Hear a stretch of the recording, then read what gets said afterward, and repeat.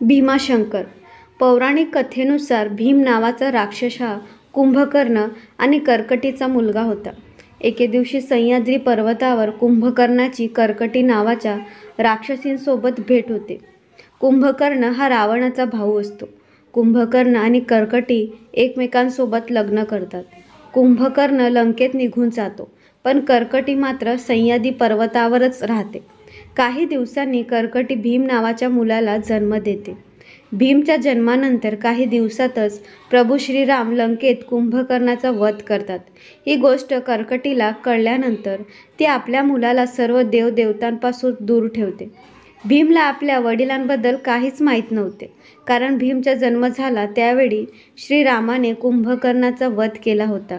ही गोष्ट कर्कटीने भीमपासून लपवून ठेवली होती. मोठे झाल्यावर एके दिवशी भीमाने आपल्या आईला वडिलांबद्दल विचारले. त्यावर कर्कटीने भीमाला त्यांच्या वडिलांबद्दल म्हणजे कुंभकर्णाबद्दल सांगितले आणि श्रीरामाने त्यांचा वध केल्याचे देखील सांगितले.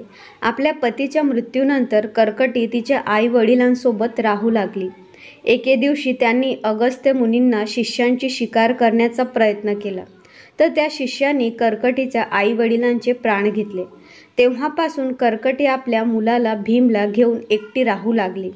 आपल्या वडिलांचे आणि जवळच्या व्यक्तींचे मृत्यूचे कारण कळल्यानंतर भीमाने विष्णू आणि सर्व देवदेवतांचा बदला घेण्याचे ठरविले. त्यानंतर भीमने 1000 वर्ष ब्रह्माजींची तपस्या केली. ज्यावेळी ब्रह्म भीमाला प्रसन्न झाले त्यावेळी त्याने खूप शक्तिशाली होण्याचे वरदान मागितले. वरदान मिळाल्यानंतर भीम सर्व देवदेवतांना त्रास देऊ लागला. त्यानंतर भीमने पृथ्वीवर भूमाकूळ घालण्यास सुरुवात केली. भीमने सर्वप्रथम कामरूप देशाच्या राजा सुदक्षिणीच्या राज्यावर हल्ला केला आणि राजाला कारागृहात बंद केले. राजा सुदक्षिण शंकर महादेवाचा फार मोठा भक्त होता. राजा सुदक्षिण कारागृहामध्येच शिवलिंग स्थापन करून शंकराची आराधना करू लागला. तेव्हा भीमाला ही गोष्ट कळली. तेव्हा तो कारागृहामध्ये आला आणि तलवारीने ते शिवलिंग नष्ट करू लागला. तेव्हा त्या शिवलिंगामधून साक्षात भगवान शंकर अवतरले. राक्षस भीम आणि भगवान शंकरामध्ये युद्ध सुरू झाले आणि शंकरांनी भीमाचा त्या ठिकाणी वध केला.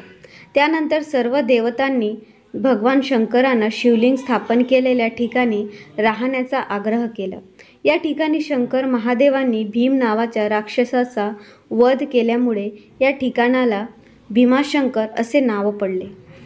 हर हर महादेव.